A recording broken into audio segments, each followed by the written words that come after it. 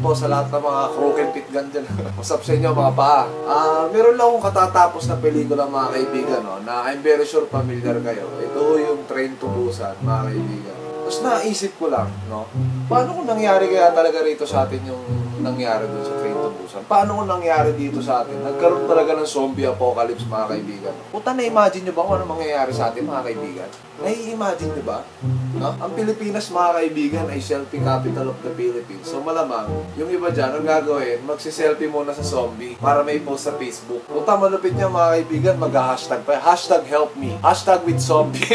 Tama na, pumuputo ka. At syempre mga kaibigan, puta, kung Pinoy din yung zombie, syempre, pipicturean ka din yan bago pipicturean ka din yan mga kaibigan bago kainin, no? At ipopost ka naman sa Instagram. Tapos puta yung zombie, naka-hashtag din mga kaibigan. Ang lupit!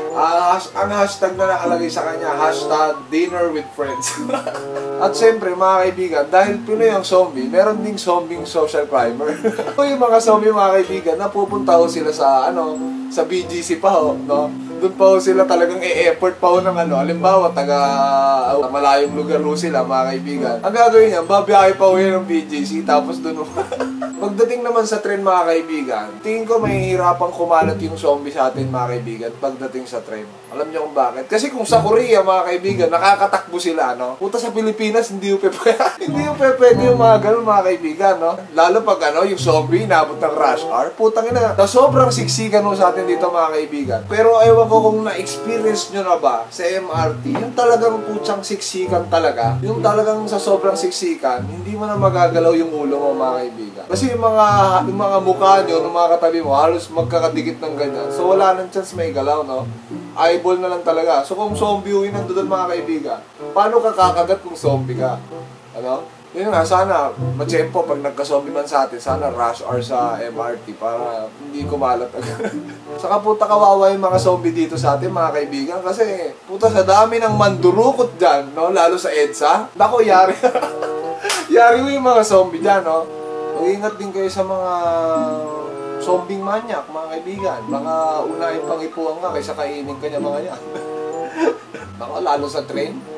Puta, yari ka dyan. Hindi makakagalaw ang ulo niyan, pero makakagawa ng paraan yung kamay niyan, mga kaibigan. Ganun katitindi mga manyak rito sa bansa. Kaya sa mga kababaihan, pag nagka-zombie apocalypse, ingat-ingat po kayo lahat, no? Saka puta kawawa yung mga zombing babae dito, lagi maubusan ng pagkain. Alam niyo kung bakit, mga kaibigan? Mag-a-eyelash, magkikilay, magpupulbo, magbabambini, lahat na ilalagay sa katawan. At take note, mga kaibigan, mas matagal to kaysa sa buhay na babae. Ang zombing babae, mas maraming dapat ayusin, eh. No? Isa pang nakikita ko mga kaibigan kung bakit may hihirapan lumaganap rito. Eh, siyempre, napakaraming addict rito sa atin, no? Yun nga lang sumuko, mga kaibigan. Imagine mo lahat yun maging zombie, tapos puta addict, nagsashabu, no? Puta, walang gana lahat kumain yung mga yun. Puta, yung nga lang, iwas ka, bibilis tumakbo niya mga yan. Puta, nakashabu yan, eh, no? At sa atin, no, sana naman, no, hindi ito mangyari. Produkto lang ho ito ng imahinasyon, no? Ng malilikot na mga isipan, no? At wala ho tayo dapat ikatakot kasi malabo pa ho sa madilim na mangyari itong mga ganitong bagay, no? Malay nyo sa future, pero huwag muna kayo. Huwag muna ngayon guys, no? Hindi pa tayo handa. Ngayon, kung meron kayo naiisip na iba pang uri ng mga zombie, comment nyo lang sa comment section. Tapos like nyo na rin to para ganahan akong gumawa ng videos. Maraming salamat sa inyo, Chicken Meat Gang. Road to 100K, motherfuckers. Let's fucking do this. Puta, hindi ko kayo pwede i-shoutout lahat. Pag shoutout ko kayo sabay-sabay lahat, puta, wala na kayo i-shoutout bukas. Ilan lang kayo nag-comment dito, eh, oh. Oh, teka lang.